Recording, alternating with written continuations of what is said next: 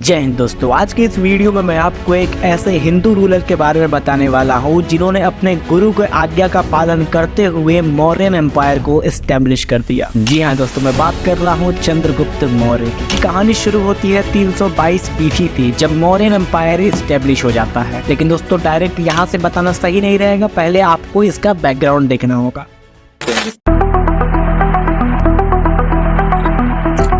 Mauryan empire से पहले इस जगह पे 343 बीसी से नंद डायनेस्टी राज करती थी, जिसके फाउंडर थे महापद्मानंद और इनके सक्सेसर बनते हैं धनानंद। साथ ही इसी एंशिएंट इंडिया में इस समय 16 महाजनपद चलते थे जो कि यूनाइटेड नहीं थे, और इसी बात की चिंता चाणक्य को खाई जा रही थी। और दोस्तों चाणक्य को हम कौटिल्य के नाम से भी जानते हैं, और बेसिकली ये एक teacher, author, strategist, philosopher, economist, jurist, साथ ही पॉलिटिशियन भी थे। दोस्तों इनको ऐसा लगता था कि आने वाले समय में नॉर्थ इंडिया से फॉरेन इन्वेजन्स होंगे, और उन फॉरेन इन्वेजन्स को ये अलग अलग महाजनपद नहीं रोक पाते। उसके लिए एक बड़े एम्पायर की जरूरत थी, जिसके लिए ये जाते हैं नंद डायनेस्टी के कोर्ट में। और बेसिकली यहाँ पे एक इवेंट हुआ था, जिसमें हुआ ये था कि कौटिल्य यानी चाणक्य जाते हैं नंद डायनेस्टी के कोर्ट में, और उस समय रूलर थे धनानंद, जिनका ये कहना था, या फिर कह सकते हैं जिनका ये रिक्वेस्ट था धनानंद से कि 16 महाजनपद को एकत्रित रखे या फिर इन सबको एलाई बनाकर रखे। लेकिन दोस्तों धनानंद ने चाणक्य की यहाँ पर बहुत ही बुरी तरीके से बेइज्जती की और उन्हें कोर्ट से भी भगा दिया। और जब चाणक्य इनके एम्पायर से निकलते हैं तो देखते हैं कि कुछ बच्चे खेल रहे हैं, जिनमें से एक बच्चा उन सभी बच्चों को बहुत अच्छे से एडमिनिस्ट्रेट कर रहा है, जो कि चंद्रगुप्त मौर्य था। और चाणक्य उनके पास जाते हैं और उनको अपने साथ ले जाने की बात करते हैं। चंद्रगुप्त मौर्य भी खुशी खुशी चले जाते हैं। हमें दोस्तों थोड़ा चंद्रगुप्त मौर्य की अर्ली लाइफ देख लेनी चाहिए।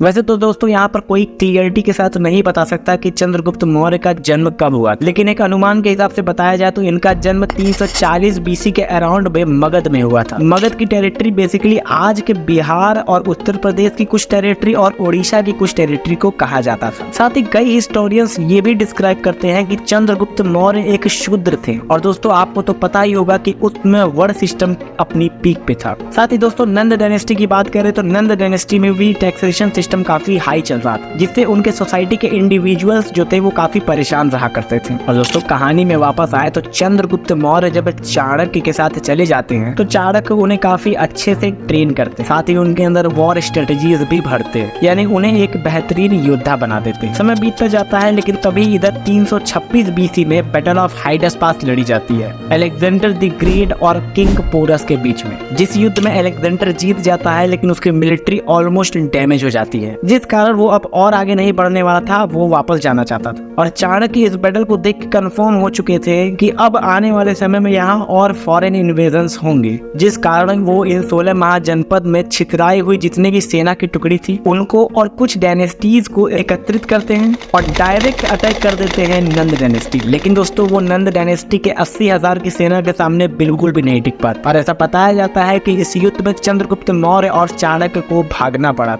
इसके बाद चाणक्य समझ चुके थे कि वो इतनी कम सेना के साथ उसे डायरेक्टली नहीं आ सकते, इसलिए अब वो नॉर्थ वेस्ट के एरिया में अटैक करना शुरू कर देते हैं और सबसे पहले कॉन्करर कर लेते हैं पंजाब को। यहाँ पर उनके साथ एक बेनिफिट भी हो जाता है कि इस समय तक अलेक्जेंडर के जो जनरल्स थे वो अपनी जीती हुई टेरिटरीज पे नहीं थे, बल्कि वापस ग्रीस जा चुके थे। साथ ही तक्षशिला का अंबी थाने भी वहाँ पे नहीं, जिस कारण चंद्रगुप्त मौर्य पंजाब को जीतने के बाद लगभग पूरे सिंध को अपने कंट्रोल में कर लेते हैं और 322 बीसी में एस्टेब्लिश कर देते हैं द मौर्यन एम्पायर। और इसके बाद वो डायरेक्ट अटैक करते हैं नंद डायनेस्टी पे और नंद डायनेस्टी की सेना को डिफीट करते हैं। और दोस्तों अब मौर्यन एम्पायर जब एक्सपेंड कर जाता है तो इसकी कैपिटल बन जाती है पाटलिपुत्र, और चंद्रगुप्त मौर्य धनानंद को ओवर पावर कर देते हैं। और दोस्तों इस समय तक मौर्यन एम्पायर पूरा ईस्ट से वेस्ट इंडिया तक एक्सपेंड कर चुका था, लेकिन अब चंद्रगुप्त मौर्य साउथ को भी जीतना चाहते थे। लेकिन उससे पहले वो अलेक्जेंडर की जीती हुई टेरिटरीज को वापस कैप्चर करना चाहते थे, जिस कारण वो उन टेरिटरीज पे अटैक करने की सोचते हैं। लेकिन तभी उधर से एक बेहतरीन जनरल सेलिकस निकल के आता है, जिसके साथ चंद्रगुप्त मौर्य का वॉर होने वाला था, लेकिन इनके पीछे एक ट्रेटी साइन हो जाती है। लेकिन दोस्तों करीब 317 बीसी में ये ट्रेटी साइन होती है, और इस ट्रेटी में Chandragupta Maurya 500 war elephant gift करते हैं सेलिकस को, जिसके बाद इन दोनों का रिलेशंस काफी अच्छा हो जाता है। और ये वही सेलिकस है जिसने मेगास्थेन को पाटलिपुत्र भेजा था मौर्यन एम्पायर को स्टडी करने के लिए। इसके बाद मेगास्थेन ने एक बुक भी लिखी इंडिका नाम,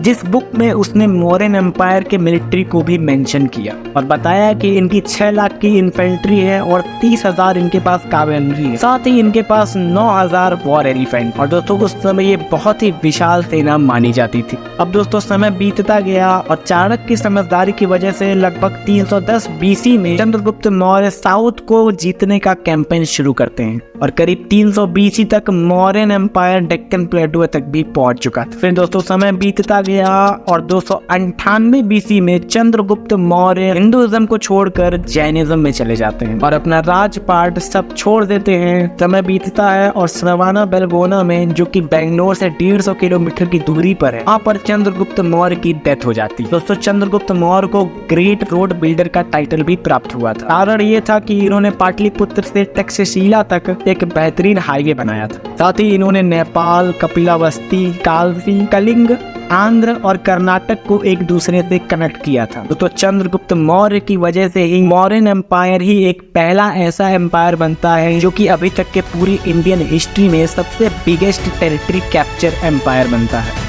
वीडियो इन्फॉर्मेटिव लगी होगी तो लाइक, शेयर, सब्सक्राइब करना मत भूलना। मिलते हैं अगली वीडियो में। जय हिंद, जय भारत।